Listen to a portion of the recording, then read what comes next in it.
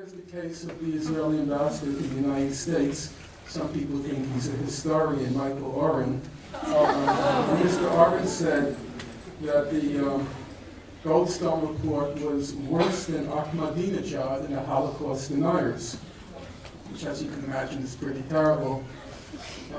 It should be borne in mind that Mr. Oren played a crucial role in the massacre. Israel, as it prepared for the massacre in Gaza, it prepared on two fronts.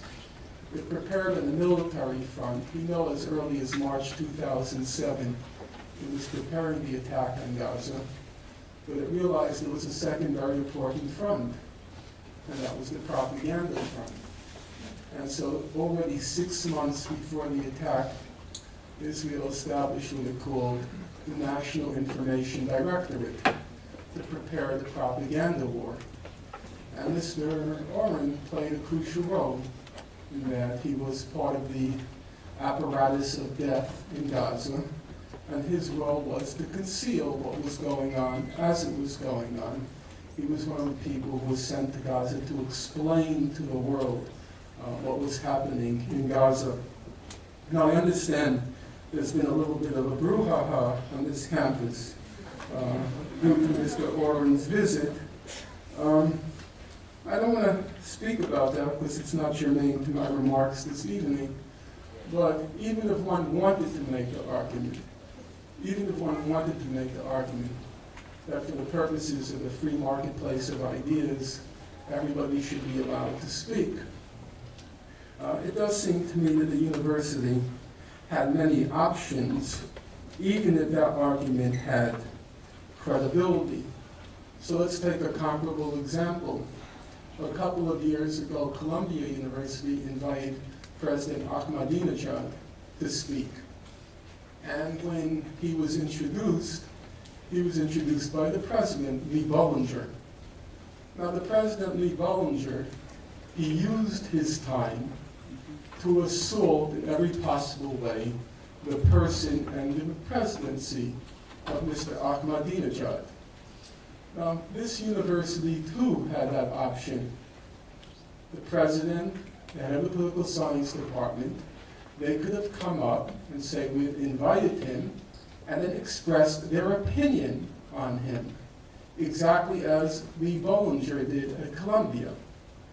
They also had the option, obviously, of inviting him and staying silent. That's a second option. And then there's the third option, to invite him and praise him and wrap him in the cloak of respectability, a person who played a key role, a crucial role, in the apparatus of death in Gaza. The university chose the third option, and then peculiarly, after it chose that option, it then proceeded to denounce the Muslim Student Association and acted as if they were the barbarians on campus, that everybody was so civilized, except the Muslim Student Association. So I picked up a statement by Oren Shermaninsky, and over again he says, the incidents generally involve speakers invited by the Muslim Student Union. A series of individuals, including some UCI students affiliated with the Muslim Student Union, over and over again, the Muslims, as if they are the barbarians. Now you have to ask yourself, who is more barbaric? Those who protest when a war criminal comes to campus? I'm not saying I agree with it. I'm asking you to use your judgment. Who is more barbaric? Those who protest the presence of a war criminal on this campus, or those who embrace and wrap in the cloak of respectability